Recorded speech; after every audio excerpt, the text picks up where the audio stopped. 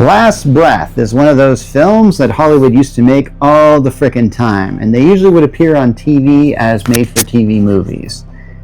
And this is one of those stories that I think, like, yeah, you probably need a bigger budget to tell a story like this, or at least show a story like this. And I also have to admit, I kind of liked this movie. I really did. I just kind of sat down on, like, I don't know, Friday, Saturday night, and just put it in, or watched it on a streaming service. I think it's on Peacock, maybe. And I fully enjoyed this story, which is one of those based on a true story. And you know how it is when you're watching one of these things and you go like, yeah, that didn't happen. This time I kind of felt like this story felt so realistic. I kept going like, okay, it probably did happen just like this, right? And it's like, now if you've ever watched any film that's based on a true story, you know that the screenwriters and the directors, they have to take shortcuts because real life is boring. You don't want to see that on screen. In this case, the situation was very interesting.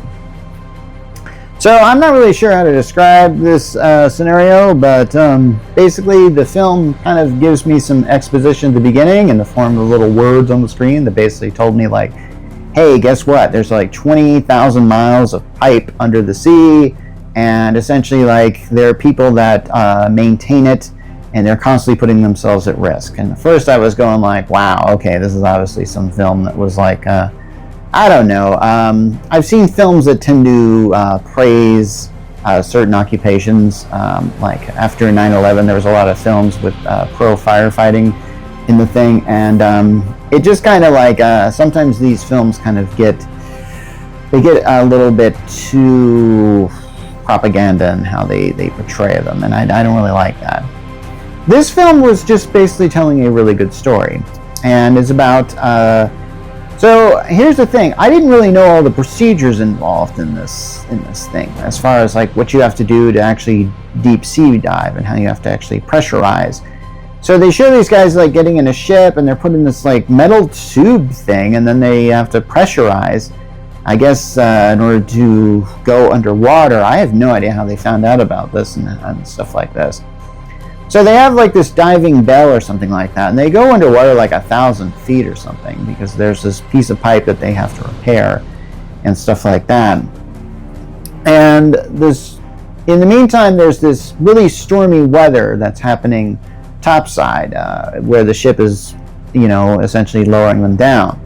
And, that usually shouldn't help, that shouldn't affect you down below. However, it kind of does, because unfortunately the ship's stability system, or however it sort of stays in one place, just for some reason just kind of shuts down. I don't really think there's any explanation for that offered in the film, and I don't really think there really needs to be one. It just kind of, because accidents happen, stuff breaks down. So in the meantime, there's these three divers. One of them is in the diving bell, and he's played by Woody Harrelson, and this is supposed to be his last dive. So I'm kind of going like, oh no, you know when you have the guy who's like 2 days from retirement, and you're wondering like, yeah, he's probably gonna go, and stuff like that. So he's got, his responsibility is just having the tethered line for these other two divers. So I think this diving bell is down like 300 feet, and then they go down even further. And so they are fixing this pipe, but here's the thing. The diving bell is attached to the ship above, and there's stormy weather going on, and it can't keep a stable place, so the thing is pulling them. So these two divers who are in this thing called a manifold or something like that, where there's this pipe thing, one of these divers gets pulled essentially into the manifold to the extent where his line is caught there, and unfortunately it's going to break off eventually because of the stormy weather up there. He can't just stay there, so it does break off is what happens. Now the other diver manages to make it back to the diving bell. I think he uses his reserve oxygen supply or something like that, or perhaps maybe he didn't actually. He actually climbs his line to essentially get there.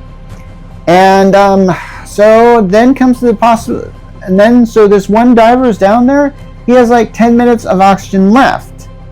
And so essentially, when that one diver gets up there with Woody Harrelson's character, I think that diver is played by Simu Liu, the guy who played Shang-Chi or something like that. I think he's saying something like, this is just recovering a body. And I have to admit, yeah, this looks like a pretty hopeless case. I mean, this guy got his line severed. So they still try, and this is one of those movies where it's like every person on the team does their job, and they all work together, and they all kind of win together. And yeah, if you didn't... I know I just revealed a huge spoiler at the halfway mark when I normally do it at the 9-minute mark, but dude, if you didn't think that this guy was going to survive, maybe you don't know movies. And maybe I was thinking, like, this would have been an interesting film where it's like, kind of like the movie The Perfect Storm, and I'm going to give a spoiler on that. They all die. Didn't know that by the time I got to the end of the film. It was like, what? That was it? And it's just like, they all died? That's sad. But in this case, we have a character who's sort of stuck under there, and what they have to do is... Actually, it's kind of interesting. The last words that the Simu Liu diver said to the other diver was like, climb to the top of manifold, otherwise I won't be able to find you. And here's the thing, that diver actually does it. And he does it in such a way like he's got a flare or something like that, and he's just climbing and climbing and climbing.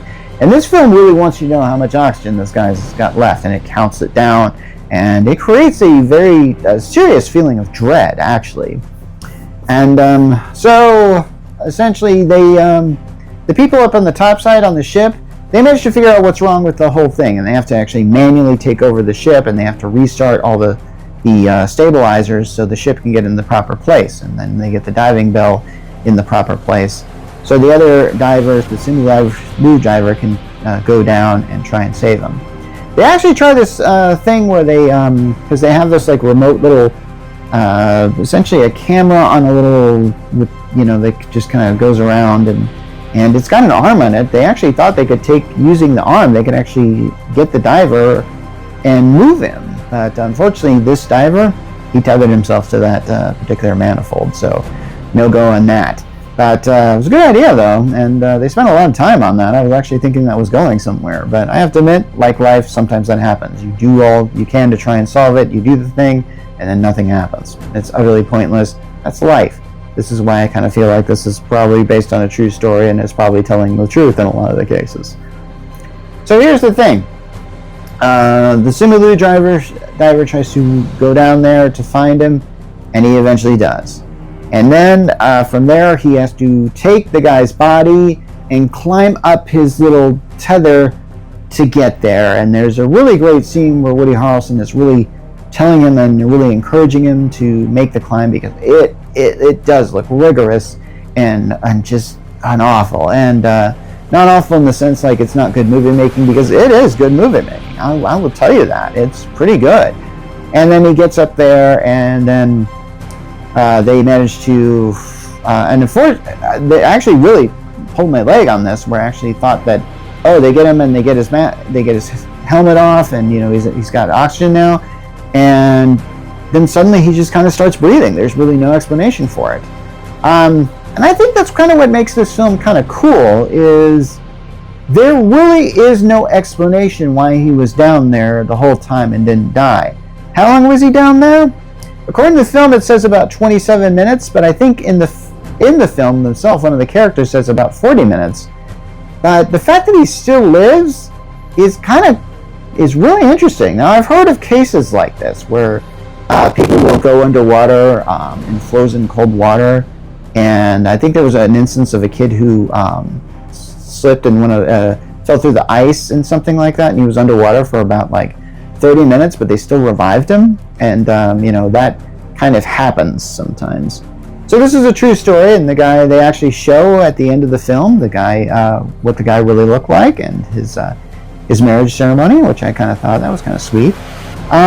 So yeah, this feels like a film this could have easily been a Christian film, where I feel like if this was a Christian film, I feel like all the characters would be so grateful to God and stuff like that. And if this Angel Studios had handled this, that's the direction it would have gone. I actually like the direction it kind of went, where just like they just told a story. This is a true story, and it was an interesting one with that. I highly recommend Last Breath if you like films like this.